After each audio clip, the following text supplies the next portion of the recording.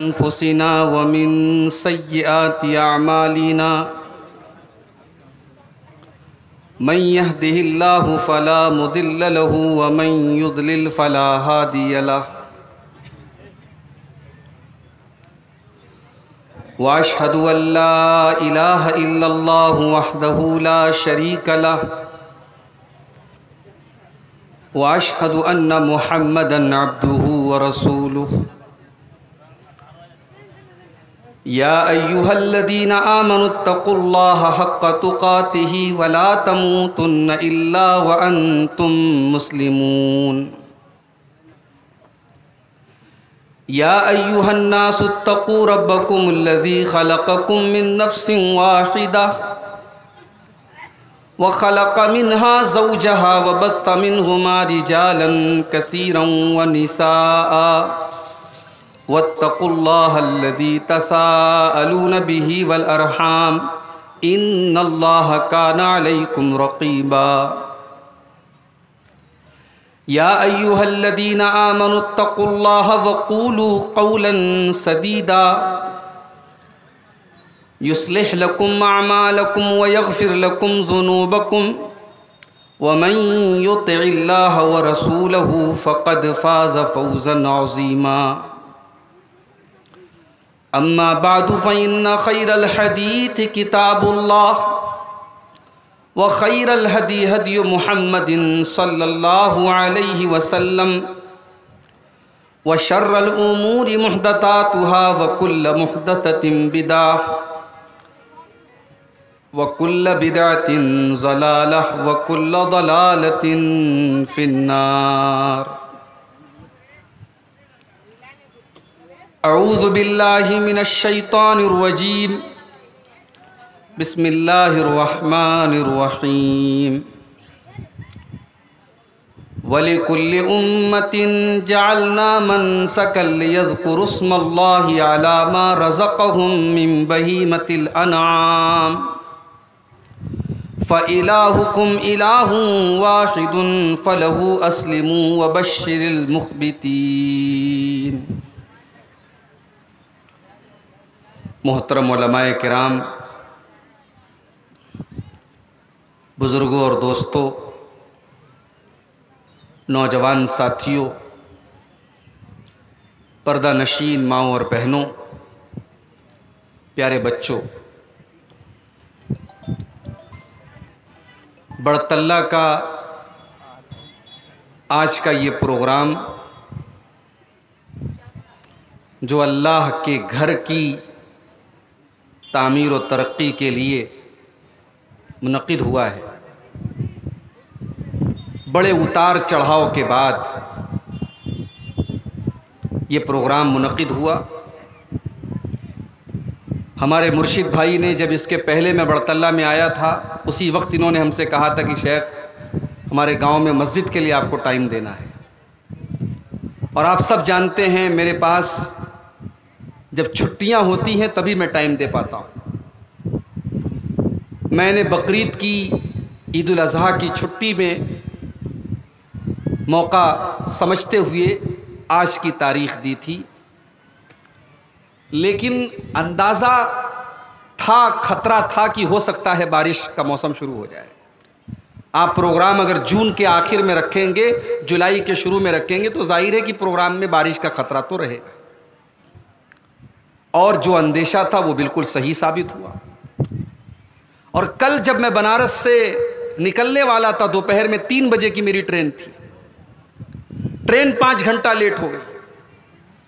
اس کے بعد اسٹیشن کے لیے گھر سے نکلنے والا تھا، بہت زوردار بارش شروع ہو گئی، میرے گھر کے باہر سڑک پہ پانی جمع ہو گیا۔ گھر کے لیے نکلنے کے 1 گھنٹہ پہلے میری چھوٹی بچی سیڑھی پر سے گر گئی، اس کی ناک میں منہ میں چوٹ آ گئی۔ میری اہلیہ نے کہا کہ یہ سگنل کیسے مل رہے، جانا ہے کہ نہیں جانا ہے، کہیں ایسا تو نہیں ہے اللہ تعالیٰ کی طرف سے سگنل مل رہا ہے کہ مت جاؤ۔ میں نے کہا نہیں بھائی، پروگرام ہے اور وعدہ ہے اور ہم نے ترتیب بنا لیا، میں جانا ہے انشاءاللہ۔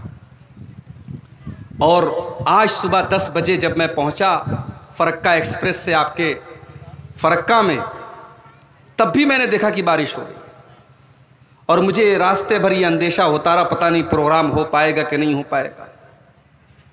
میری تقریر نہ ہو وہ ایک الگ مسئلہ ہے، لیکن اگر پروگرام نہ ہو اور جس مقصد کے لیے پروگرام ہو رہا ہے بڑا نیک مقصد ہے، اللہ کے گھر کا معاملہ ہے.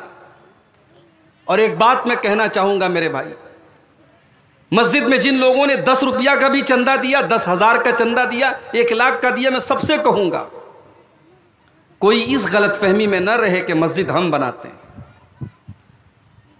ہم تو بس اپنا ایک تعاون پیش کرتے ہیں. مسجد اللہ کا گھر ہے اور اللہ اپنے گھر کو بنانا بہت اچھی طریقے سے جانتا ہے.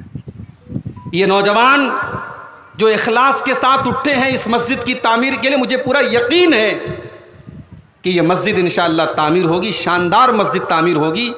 اور اللہ سے دعا بھی کیجیے اللہ ان نوجوانوں کے جذبے کو قبول فرمائے. مہینوں کی محنتوں کے بعد میرے بھائی پروگرام ہوتا ہے. کئی راتوں کے جاگے ہیں یہ نوجوان، کئی ہفتوں کی محنت کے بعد یہ پنڈال سجا ہے.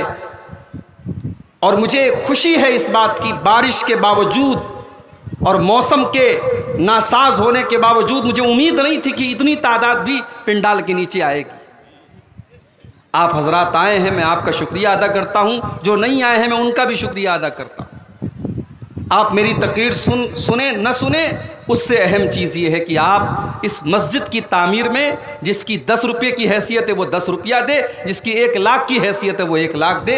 اللہ کا گھر ہے میرے بھائی، دنیا کا سب سے بہترین کام ہے مسجد کی تعمیر کرنا. ایمان کی نشانی ہے. اللہ تعالیٰ ان لوگوں سے محبت کرتا ہے جو اس کے گھر کی تعمیر میں حصہ لیتے ہیں. ابھی آپ نے سنا شیخ مرتضیٰ صاحب اعلان کر رہے تھے، صاحب اینٹوں کا انتظام کر دیجئے، 10 گاڑی اینٹ کا انتظام کر دیجئے. بہت بھائیوں نے اپنا نام بھی لکھوایا کہ ہماری طرف سے 1 گاڑی، ہماری طرف سے 1 گاڑی. اللہ کی قسم یہ جو اینٹیں دی جا رہی نا مسجد میں، کل قیامت کے دن یہ اینٹیں گواہی دیں گی کہ اے اللہ اس مسجد کی تعمیر میں اس کا بھی حصہ تھا. قیامت تک جب تک یہ مسجد قائم رہے گی، ظاہر ہے مسجد آج بنی ہے پھر ٹوٹے گی 100 سال کے بعد، 50 سال کے بعد پھر بنے گی، لیکن قیامت تک جب تک یہ مسجد قائم رہے گی، کسی نے اگر 10 روپے کا بھی تعاون کیا ہے، اپنے لیے کیا ہے یا اپنے ماں باپ کی طرف سے کیا ہے، ایصال ثواب کے لیے کیا ہے، جب تک اس مسجد میں اللہ کا نام لیا جاتا رہے گا، سجدہ ہوتا رہے گا، تلاوت ہوتی رہے گی، اللہ کا ذکر ہوتا رہے گا، ثواب ملتا رہے گا، اس سے بہترین صدقہ جاریہ نہیں ہے میرے بھائی. اس لیے میری آپ سب سے گزارش ہے اللہ کے اس گھر میں آپ بڑھ چڑھ کر کے حصہ لیجئے.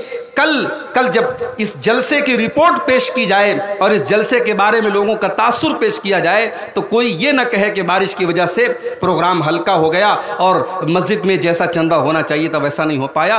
میں چاہتا ہوں کہ ریکارڈ ٹوٹ جائے اور لوگ کہیں کہ ہاں بڑتلہ میں بارش کے باوجود اور راستہ خراب ہونے کے باوجود امید سے بڑھ کر کے بہترین چندہ ہوا اور مسجد تعمیر ہوئی. اللہ ہم سب کو اس کی توفیق عطا فرمائے.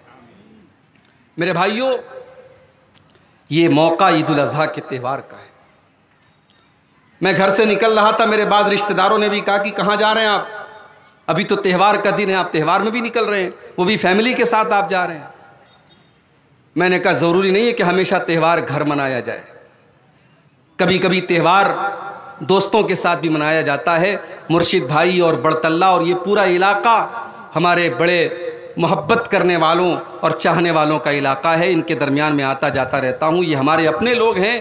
اگر ہم ان کے بیچ میں بھی تہوار پر پہنچ گئے تو ہم کہیں اجنبی جگہ نہیں پہنچے. تہوار کا موقع ہے میرے بھائی. ہمارے دین میں 2 تہوار ہیں، ایک عید الفطر کا تہوار، ایک عید الاضحیٰ کا تہوار. یہ دوسرا تہوار ہم منا رہے ہیں.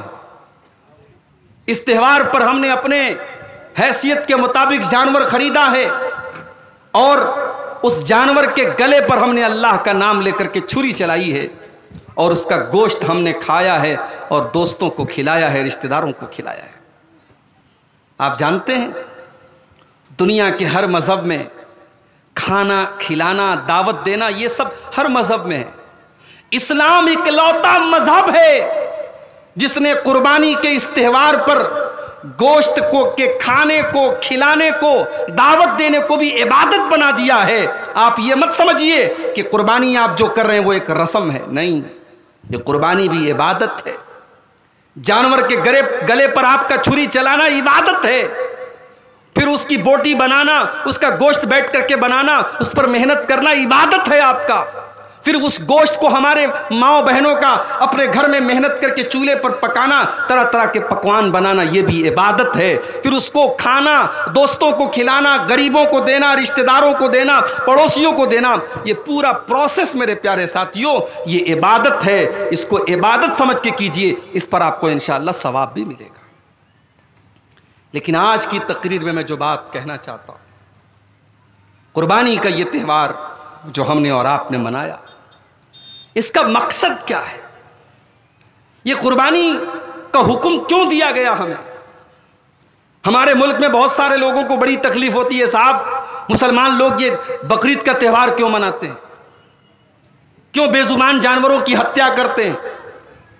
دوسرے مذہب کے تہواروں پر کتنے مرغے کٹتے ہیں، کتنے بکرے کٹتے ہیں، ہم نے کبھی اعتراض نہیں کیا، لیکن بقرعید کے تہوار پر جب قربانی ہوتی ہے بہت سارے لوگوں کے پیٹ میں درد ہونے لگتا ہے۔ یہ مسلمان یہ جیو ہتیا کرتا ہے، یہ جانوروں کا گوشت کھاتا ہے، بے زبان جانوروں کو مارتا ہے۔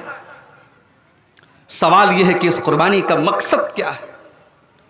کیا اس کا مقصد یہی ہے کہ ہم گوشت کھا لیں اور کھلا لیں، بات ختم ہو جائے؟ نہیں، اس قربانی کا ایک بڑا عظیم مقصد ہے میرے بھائیوں، اور جو آیت میں نے آپ کے سامنے پڑھی ہے سورہ حج کی آیت نمبر 34 ہے، آیت نمبر 34 ہے، اس آیت میں اللہ تعالیٰ نے قربانی کا مقصد بیان کیا ہے۔ وَلِكُلِّ أُمَّةٍ جَعَلْنَا مَنْسَكًا لِيَذْكُرُوا اسْمَ اللَّهِ۔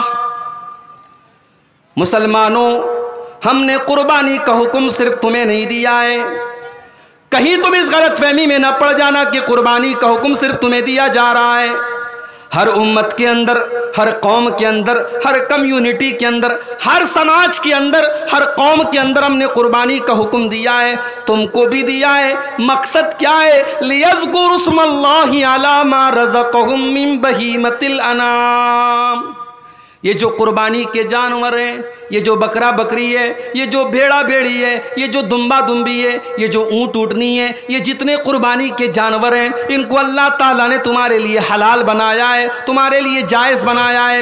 جب تم بسم اللہ اللہ اکبر پڑھ کر، جب تم اللہ کا نام لے کر ان جانوروں کو ذبح کرتے ہو، جب ان کی قربانی کرتے ہو، تم اللہ تعالیٰ کا شکریہ ادا کرتے ہو، اے اللہ تو نے ان جانوروں کو ہماری خوراک بنایا ہے، اے اللہ ان قربانی کے جانوروں کو تو نے ہمارے لیے غذا بنایا ہے، اے اللہ اس لیے ہم تیرا نام لے کر کے ان کو ذبح کرتے ہیں، اس لیے ہم ان کی قربانی پیش کرتے ہیں۔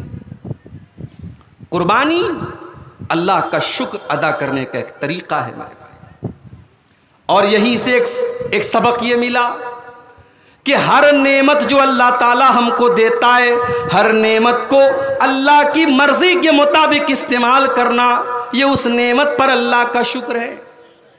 مثال کے طور پر اللہ نے آپ کو دولت دی ہے، پیسے والا بنایا ہے، دولت والا بنایا ہے، اب دولت کے اوپر اللہ کا شکر یہ کہ آپ دولت کو صحیح جگہوں پر استعمال کیجئے، غریبوں کی مدد کیجئے، یتیموں کی مدد کیجئے، بیواؤں کی مدد کیجئے، مسجدوں کی تعمیر کیجئے، مدرسوں کا تعاون کیجئے، آپ ہر اس جگہ پر دولت کو خرچ کیجئے جہاں دولت استعمال کرنے سے اللہ خوش ہوتا ہے۔ اللہ کی نعمت کا شکر یہی ہے کہ آپ اللہ کی اس نعمت کا صحیح استعمال کیجئے۔ اللہ نے آپ کو عالم بنایا ہے، اللہ نے آپ کو علم دین دیا ہے، آپ کو دین کی سمجھ دی ہے، اب اس نعمت کے اوپر اللہ کا شکر یہ کہ آپ اس نعمت کو اللہ کے بندوں تک پہنچائیے، آپ لوگوں کی اصلاح کیجئے، آپ لوگوں کو دین سکھائیے، آپ لوگوں کو غلط کاموں سے روکیے، آپ لوگوں کو صحیح بات بتائیے۔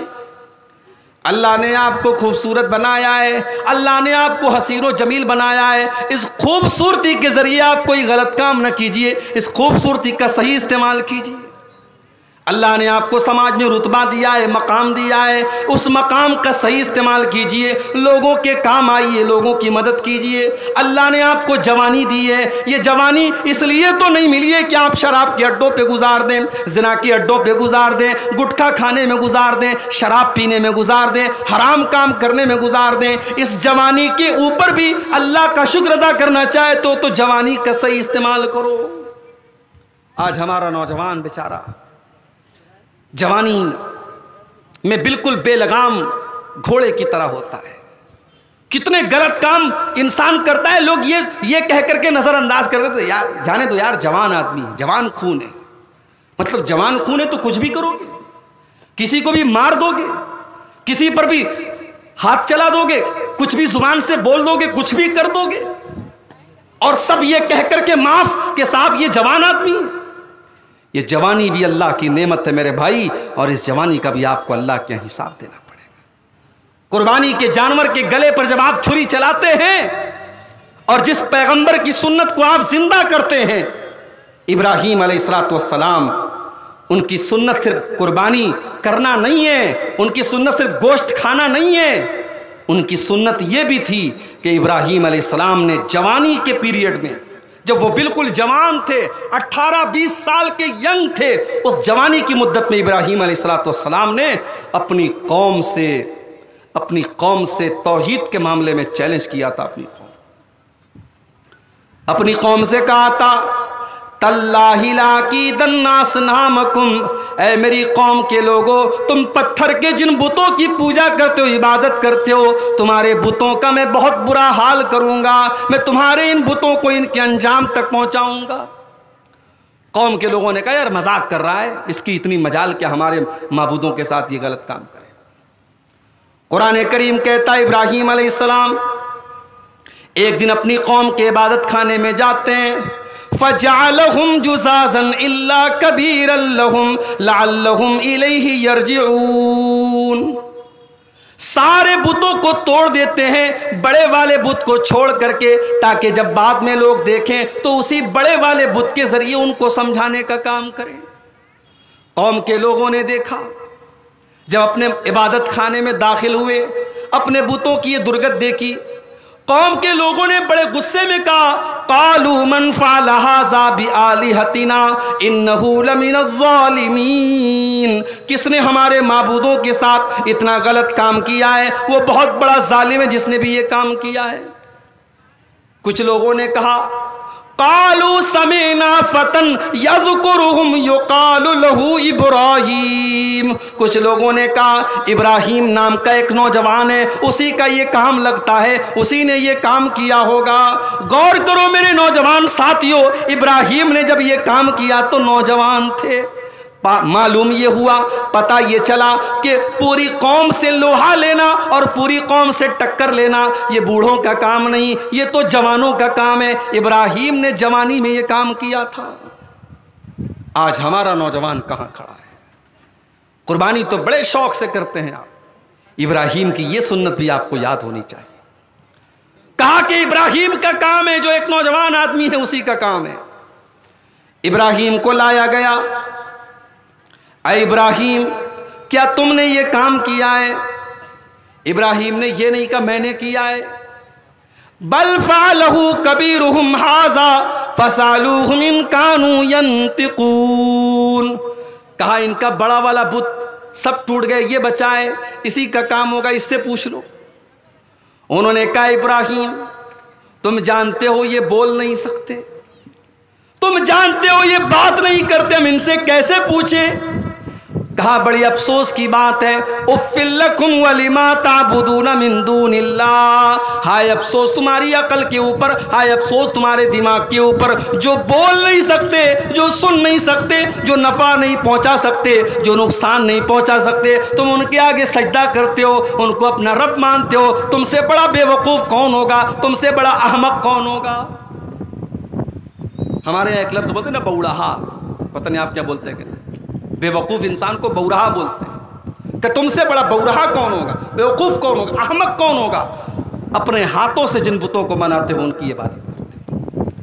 اب ابراہیم علیہ السلام کو جو سبق دینا تھا وہ تو دے دیا، قوم بھی سمجھ گئی کہ ابراہیم کیا سمجھانا چاہتے ہیں. لیکن جب شرک کی پٹی پڑ جائے نا دماغوں پر تو بڑی مشکل سے پٹی اترتی ہے.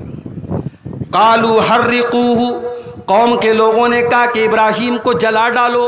وانصروا آلہتکم ان کنتم فاعلین، اگر اپنے معبودوں کی مدد کرنا چاہتے ہو تو ابراہیم کو جلا دو.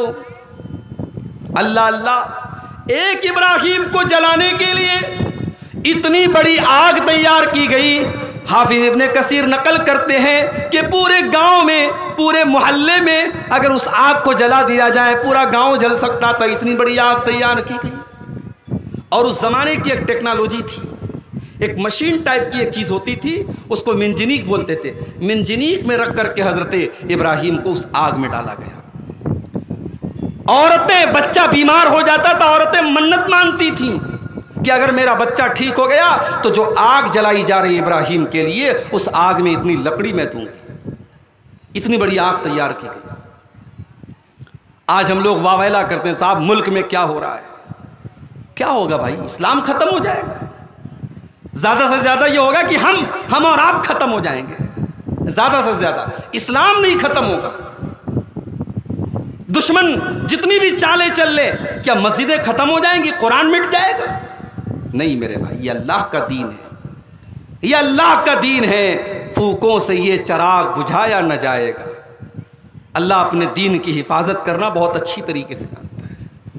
ہم اپنے ایمان کی فکر کریں، ہم بے ایمان ہو چکے ہیں، ہم مکار ہو چکے ہیں، ہمارے اندر سے اسلام نام کی ساری چیزیں نکلتی چلی جا رہی ہیں، اور ہم چنتا کر رہے ہیں صاحب یہ ہو جائے گا، وہ ہو جائے گا، یہ قانون آ رہا ہے، یہ قانون آ رہا ہے، یہ ہو رہا ہے، وہ ہو رہا ہے۔ جھارکھنڈ میں آتا ہوں تو لوگ پوچھتے مولوی صاحب بقرعید منائی کیا آپ نے یوپی کے اندر؟ ارے بڑے آرام سے منائی بھائی صاحب، خوب کباب کھائے، خوب ہم نے جو ہے پائے کھائے۔ دوسرے اسٹیٹ والے تو ایسے سمجھتے ہیں جیسے یوپی کے اندر مسلمان بیچارہ ایک دم دب کے رہتا ہے، بڑے آرام سے ہم رہتے ہیں الحمدللہ۔ کئی چھٹ پٹ کئی واقعات ہوتے رہتے، وہ تو ہر اسٹیٹ میں ہوتے رہتے ہیں۔ تو ہمیں ڈرنا نہیں ہے میرے بھائی، یہ بہت ڈرا کے لوگوں نے رکھا، ہمیں ڈرنا نہیں ہے، جو ہوگا ہم حالات کا سامنا کریں گے۔ ہم نے اس ملک میں وہ دور بھی دیکھا ہے جب لاشیں بھر بھر کے ٹرینوں میں گئی ہیں، ہم نے وہ دور بھی دیکھا ہے جب مسلمانوں کی لاشیں کھیتوں میں، گنے کے کھیتوں میں گاڑی گئی ہیں اور نہر کے کنارے گن سے اور گولیوں سے مسلمانوں کو بھونا گیا۔ ہم نے وہ دور بھی اس ملک میں دیکھا ہے۔ اس ملک میں مسلمان نہ تب ختم ہوا تھا نہ آج ختم ہوگا۔ ابراہیم کو آگ میں ڈالا جا رہا ہے، زبان پر کوئی شکوہ نہیں ہے، ماتھے پر کوئی بل نہیں ہے، اور کوئی افسوس نہیں ہے، کوئی واویلا نہیں ہے۔ اے اللہ، یہ زندگی تو نے دی تھی، اگر تیرے دین کے لیے یہ زندگی جا رہی ہے تو حق تو یہ ہے کہ حق ادا نہ ہوا۔ جان دی ہوئی اسی کی تھی، حق تو یہ ہے کہ حق ادا نہ ہوا۔ اللہ کے دین کے لیے اگر جان چلی جائے تو یہ کوئی مہنگا سودا نہیں ہے، یہ اچھا سودا ہے، سستا سودا ہے۔ ابراہیم کو آگ میں ڈالا جا رہا ہے، ہائے ہائے، ابراہیم کے بدن سے کپڑے بھی اتار دیے گئے، ابراہیم کو ننگا کر دیا گیا، ابراہیم کے بدن سے کپڑے اتار کر کے آگ میں ڈالا جا رہا ہے تاکہ جلدی سے ان کو آگ جلا ڈالے۔ اور جب ابراہیم کو آگ میں ڈالا جا رہا تھا، اللہ کے نبی فرماتے ہیں ابراہیم کی زبان پر ایک ہی جملہ تھا، حسبی اللہ و نعم الوکیل، اللہ میرے لیے کافی ہے اور اللہ سے بہترین مدد کرنے والا کوئی نہیں، اللہ سے بہترین کام بنانے والا کوئی نہیں۔ ادھر ابراہیم کو آگ میں ڈالا گیا، ادھر اللہ نے آگ کو حکم دیا۔ آج اللہ نے ہواؤں کو نہیں بھیجا، آج اللہ نے پانی نہیں برسایا، آج اللہ نے کسی فرشتے کو نہیں بھیجا، آج اللہ نے ڈائریکٹ آگ سے فرمایا، قلنا یا نار کونی برداً وسلاما علی ابراہیم۔ اللہ نے فرمایا اے آگ، آج تو میرے خلیل کے لیے ٹھنڈی ہو جا، اے آگ آج تو میرے ابراہیم کے لیے سلامتی والی ہو جا، اے آگ آج تک تو تیرا کام جلانا تھا لیکن آج میرے ابراہیم کے بدن کا ایک رونگٹا بھی تجھے جلانا نہیں ہے، اے آگ آج تو تجھے ٹھنڈا ہو جانا ہے اور سلامتی والی ہو جانا ہے، میرے خلیل کے جسم کے ایک حصے پر بھی کوئی نقصان نہیں پہنچنا چاہیے۔ اور قیامت کا دن جب آئے گا اور سارے لوگ قیامت کے دن جب ننگے اٹھائے جائیں گے، اللہ کے پیارے حبیب فرماتے ہیں صلی اللہ علیہ وسلم، اول من یکسا یوم القیامت ابراہیم، قیامت کے دن سب سے پہلے اگر کسی کو کپڑا پہنایا جائے گا، کسی کے بدن پہ اگر چادر پہنائی جائے گی تو سب سے پہلے ابراہیم علیہ السلام کے بدن پہ کپڑا پہنایا جائے گا، کیونکہ آج دنیا میں اللہ کی توحید کے لیے ابراہیم کے بدن سے کپڑا اتارا گیا تھا، کل قیامت کے دن سب سے پہلے اگر کپڑا پہنایا جائے گا تو ابراہیم کے بدن پہ کپڑا پہنایا جائے گا۔ ابراہیم وہ ہے میرے بھائی، گوشت کھانے میں کیا لگتا ہے؟ جانور ہم خرید کے لائے، 10,000 کا، 15,000 کا، 20,000 کا جانور ہم خرید کے لائے، گوشت ہم نے کھا لیا۔ چمڑا مدرسے میں چلا گیا، خون نالی میں بہہ گیا۔ اللہ، ہم کہتے قربانی اللہ کے لیے ہم نے کی، اللہ کے یہاں کیا پہنچا میرے بھائی؟ قرآن اٹھاؤ، قرآن جواب دیتا ہے، لَن يَنَالَ اللَّهَ لُحُومُهَا وَلَا دِمَاؤُهَا وَلَٰكِن يَنَالُهُ التَّقْوَىٰ مِنكُمْ۔ اے مسلمانوں، تمہاری قربانی کا خون اللہ تعالیٰ کے یہاں نہیں پہنچتا ہے، تمہاری قربانی کا گوشت اللہ تعالیٰ کے یہاں نہیں پہنچتا ہے، اللہ تعالیٰ کے یہاں تمہارے دلوں کا تقویٰ پہنچتا ہے، تمہارے دلوں کا اخلاص پہنچتا ہے، تمہارے دل میں اللہ کا کتنا ڈر ہے، کتنا تقویٰ ہے، کتنی پرہیزگاری ہے، وہ تقویٰ اللہ تعالیٰ کیا پہنچتا ہے۔ قربانی کا مقصد پہلے سمجھو میرے بھائی، قربانی ہم کیوں کرتے ہیں؟ اللہ نے فرمایا لِيَذْكُرُوا اسْمَ اللَّهِ عَلَىٰ مَا رَزَقَهُم مِّن بَهِيمَةِ الْأَنْعَامِ۔ قربانی کا مقصد یہ ہے کہ اللہ تعالیٰ نے جن جانوروں کو تمہارے لیے حلال بنایا ہے، قربانی کا جانور بنایا ہے، ان جانوروں کے اوپر تم اللہ کا نام لو۔ اور ایک بات اور بولوں، مسلمانوں سے پہلے جتنی امتیں آئی تھیں ان کے یہاں بھی قربانی ہوتی تھی، مگر قربانی کا گوشت کھانے کی اجازت نہیں تھی۔ بکرا رکھ دو کھلے میدان میں، آسمان سے ایک آگ آتی تھی اور بکرا غائب ہو جاتا تھا۔ اگر آگ آئی اور بکرا غائب تو یہ علامت تھی کہ ہاں قربانی قبول ہو گئی، اور اگر بکرا صحیح سلامت کھڑا ہے اس کا مطلب قربانی ریجیکٹ ہو گئی۔ یہ پہلے کی امتوں میں قربانی کا طریقہ تھا۔ اللہ نے ہمیں کتنی نعمتوں سے نوازا ہے کہ ہم جس جانور کی قربانی کرتے ہیں اس کے سارے بدن کے تمام چیزوں سے ہم فائدہ اٹھاتے ہیں۔ اور بعض لوگوں نے جو یہ مشہور کر رکھا ہے کہ جانور کے بدن کی یہ چیز مت کھاؤ، یہ چیز مت کھاؤ، یہ چیز کھانا مکروہ ہے، یہ کوئی چیز مکروہ نہیں ہے، جانور کے بدن کی ہر چیز کھا سکتے ہیں۔ وہ جو اس کے پیٹ کا میٹیریل ہوتا ہے نا، اس میں سے بھی گندگی صاف کر کے اس کو بھی آپ کھا سکتے ہیں، کوئی حرج کی بات نہیں۔ ہمارے یہاں اس کو اوجھڑی بولتے ہیں، اوجھڑی یا پچونی بولتے ہیں، آپ کے یہاں کچھ اور شاید بولتے ہوں گے، اس کو بھی کھا سکتے ہیں۔ جانور کی شرمگاہ کا جو حصہ ہوتا ہے وہ بھی کھا سکتے ہیں آپ، اس کے بھی مکروہ ہونے کی کوئی دلیل نہیں ہے۔ یہ اللہ کا کرم ہے، اس کی رحمت ہے کہ اس نے جانور کے تمام اعضاء ہمارے لیے حلال کرا دیے۔ قربانی سے پہلا سبق ہم کو کیا ملتا ہے؟ فرمایا فَإِلَٰهُكُمْ إِلَٰهٌ وَاحِدٌ۔ قربانی کا پہلا سبق یہ کہ تمہارا معبود ایک ہے۔ جب تم اللہ کا نام لے کر کے قربانی کرتے ہو تو یہ سبق ملتا ہے کہ ایک اللہ کے نام سے قربانی کی جائے گی۔ جس اللہ کے سامنے تم سجدہ کرتے ہو، جس اللہ کے آگے تم ہاتھ پھیلاتے ہو، جس اللہ سے تم اولاد مانگتے ہو، جس اللہ کو تم بگڑی بنانے والا مانتے ہو، اسی اللہ کے نام سے قربانی ہونی چاہیے۔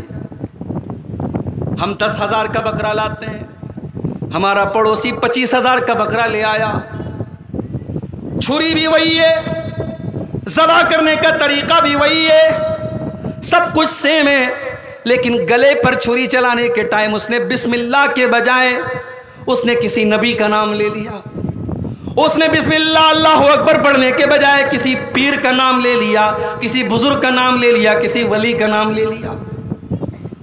اب آپ بتائیے مسئلہ کیا ہے؟ مولانا مرتضیٰ صاحب سے مسئلہ پوچھئے، کسی بھی عالم سے، کسی بھی مفتی سے جا کر کے مسئلہ پوچھ لیجئے، جواب یہی ملے گا، جب اللہ کا نام نہیں لیا گیا تو جانور حرام ہو گیا۔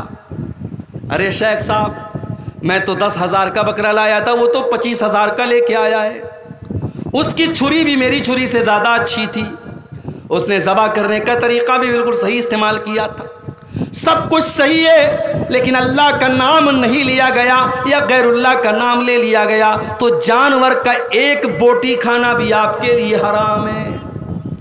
میرے پیارے ساتھیوں، قربانی کا پہلا سبق یہی ہے، اگر آپ کی زندگی میں توحید نہیں ہے آپ کی قربانی اللہ کیا قبول نہیں ہوگی۔ اگر آپ کی زندگی میں توحید نہیں ہے آپ کی کوئی بھی نیکی اللہ تعالیٰ کیا قبول نہیں ہوگی۔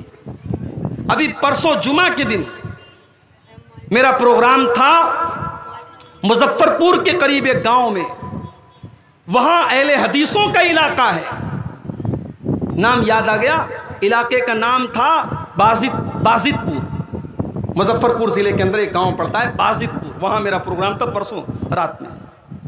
اہل حدیثوں کا گاؤں ہے، لیکن لوگوں نے بتایا یہاں کے اہل حدیث مزاروں پر جا کر کے سجدہ بھی کرتے ہیں، یہاں کے اہل حدیث بچہ بیمار ہو جائے تو گاؤں میں غیر مسلم ہے جو جھاڑ پھونک کرتا ہے، اس کے پاس لے کے جاتے ہیں کہ تم میرے بچے کو پڑھ کے پھونک دو، میرا بچہ ٹھیک ہو جائے۔